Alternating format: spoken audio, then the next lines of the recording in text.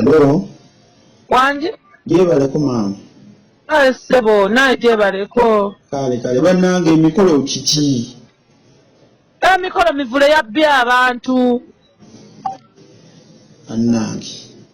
Mivule yabbye abantu era bwe lutalo lwe tulimu ku media. Yakoseza olukujukujju nabba abantu. Esente mwazimuwa? Abasinga baali bamuwadde, nange singa obunene badde muwadde sente n'ebintu ebikalu. Sukali yadde n'ensooka 15 za bwereere, emigaati ng'abantu bamuwadde wadde ebintu. Yesebo.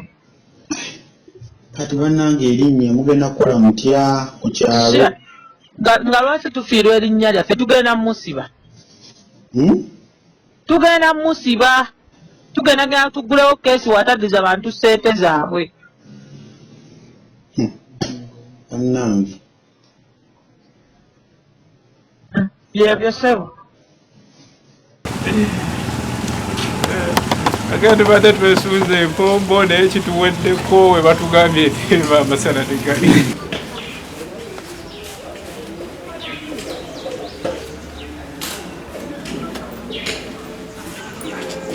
Kateeka okugenda okwerekerako munnange Honorable Katerega Richard Basajja Mivule MP w'abantu baddako Mukono South naye kinkubye ekyukwe ate ngenda okutuuka wano nga baŋŋamba omukolo gwasaziddwamu olw'embeera yabaddewo nti ewaka balina akakakubiso ke bataddewo Honorable Mivule katasobodde kutuukiriza akimiliyoni 9. Nze nno kinkubye ekyukwe kuba olunaku lwaliro nga bamanyi weekend tubako n'emikolo mingi nnyo naye mbadde nsazeewo ku lwa munnange Honorable Mivule tugende tubeerewo ku lulwe naye kitubuuseeko ate nga akasente twafunira ddala akasente akawera miliyoni nga 8 n'omusobyo naye kimbuuseeko okubeera ng'omukolo tegenda kubeerawo. So abantu tubadde si basanyufu mu gurupu mwe tubadde tusondera ssente abamu nga bagamba n'okugamba nti bamutwale mu mateeka naye sikakasa abo beeriyo amateeka agasobola omuvunaana obtaining money by false pretense kuba yakoseze olukujjukujju n'atugyako ssente gwajjeeko 10 gwajjeeko 2 gwajjeeko 5 so bigambo si birungi.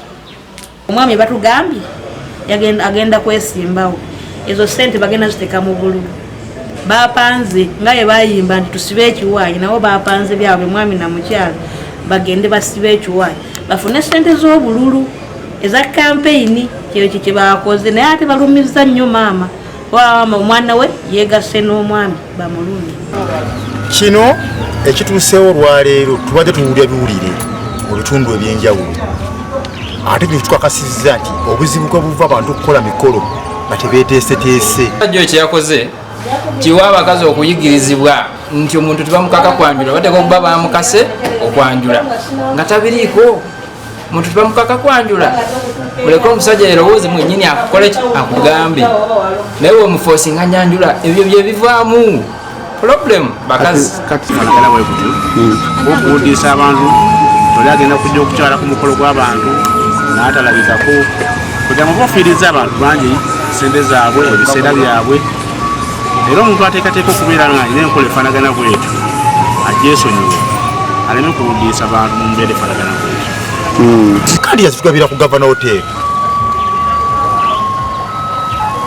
mukikoze Mukono era ffenna tubadde beeteefuteefu okubeera ku mukolo matugwesunga olwaleero nga 28 okubanga kakonyo yateekawo kakubeera nga bafunamu kasente beeko kiyeekolera so nga si bya mikolo ye yalina ekiyeererwa kye ekirala naye ate si kyakubba kubanga omubi yona ajja n'akunyagulula ye teyanyagulula yakozeseza amagezi kubaako stage endala gyeyetuusaako nga ye ekyennyumba yakituteera leeti kuba kitadde wiiki eno leeti naye nga namugambanga leeti kati simanya oba ssente yazifuna leeti simanya naye ng'ekyo ekyeyo bajeti sirowooza nti nga mmwe kye mulina otambulira senga si yabawa bajeti kuba si yagenda obbigula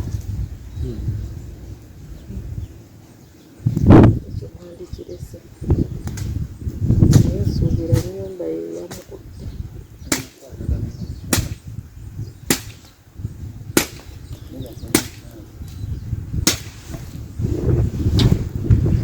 Yakwatiza wamu. osiibye otya ow'ekitiibwa?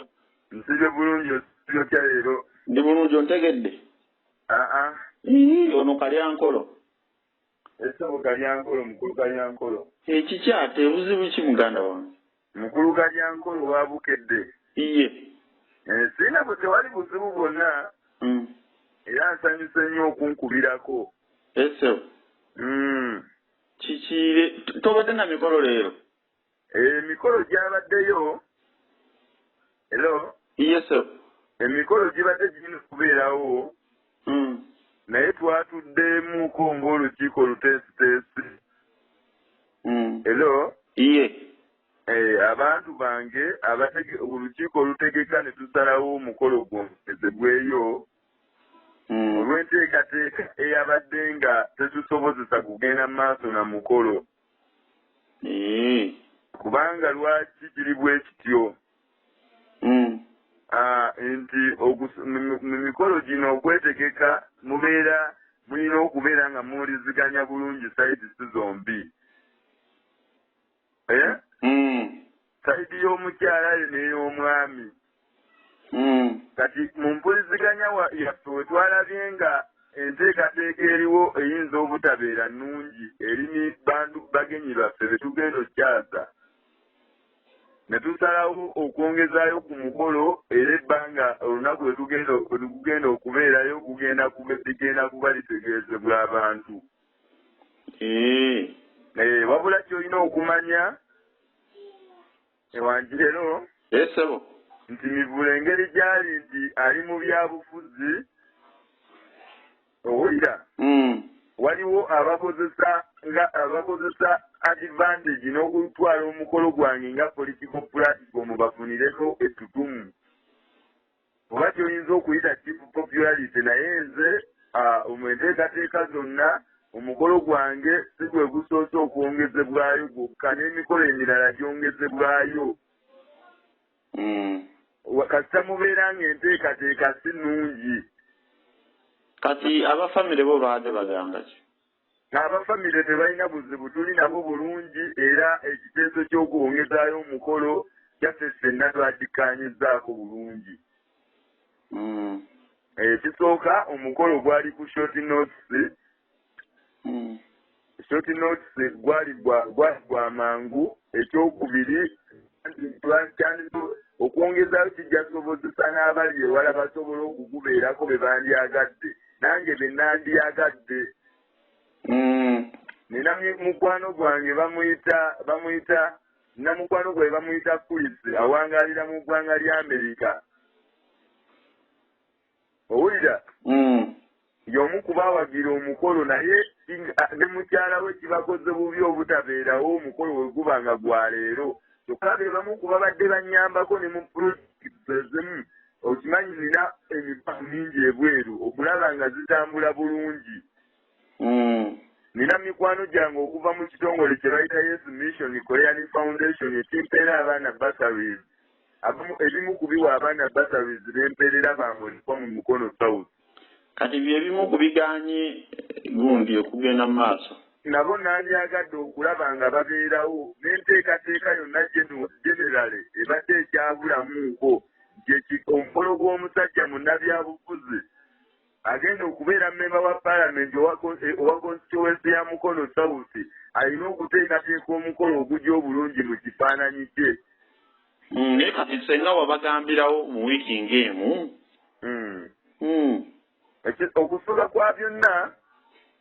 Okusooka kwa byonna abamu baakitegeera ennaku nga nnyo emabega. Hello? Naye engeri gyendi nti emikwano gye nina mingi, abantu bangi abalala ne tubakitegeera jjo olunaku lwa jjo, ate n'abalala babadde bankubira amasimu era nga mbannyonnyola. Ne deputy RDC yakitegeera dda oba akitegedde leero? Mukama wange deputy RDC muganda wange y'omu kubatadde kubampadde ku buyambi okusobozesa omukolo okugenda obulungi mu maaso. Naye nagezezzaako okumugubira essimu olunaku lwajjo ng'essimu tagikwata. Hello? Nsebo. Hello? Ye ng'essimu tagikwata naye era ngenda mukuddamu mukubira essaawa eno era kubanga kyemmanyi kati azuukuse ndabe nga munnyonnyola. Ese mukama wange. Kale mukolo gubadde tukyalo Katente? Ssebo ow'ekitiibwa. Kale. Neeyanziza nnyo ssebo olw'enteekateeka ennungi n'okwogerako nange kyensaba bannamawulire. Hello? Emboozi temugikyusaamu mugitwale nga bwe ngibannyonnyodde kubanga tulina obuzibu bw'amawulire ebiseera ebimu. Ripoota olw'okunyumisa amawulire ate akyusaamu n'akikola kirala. Kale. Neeyanze. Ate ssebo n'ekirala. Mu nkola ey'okubeera abeerufu. Nganze Mivule nina emikwano mingi bentambula nabo. Wabaddewo n'abagamba nti Mivule tukole bwetuti ne bwetuti nze ne ŋŋamba mikwano gyange mbalina abanyambyeko mu nteekateeka eyo era ejjagenda bulungi maaso nga bwe tuteeseteese okulaba nga enteekateeka ebeera nnungi. Ekikulu kwe kulaba nga omukolo tutegeka omukolo omulungi ogujja mu kifaananyi kyange nange nga bwe ngwagala. Naye nga n'ebyobufuzi naba benvuganya bendi nabo tebatudde kubanga babitaddemu. Naye abantu abamu abalemeddwa okukolera abantu Mivule najja n'akola ebintu bye batasobodde kukola nga sinnagenda mu paalamenti. Kati nabo baagadde batukozese omukolo nga pulatifomu naye ekyo mbakakasa tebajja kumalako nakyo kubanga nze Mivule byenkola weebiri byenkoze weebiri ate era abantu bamanyi bulungi nnyo buli kimu kigenda bulungi maaso. Kale muganda wange neeyanze. Nange neeyanziza.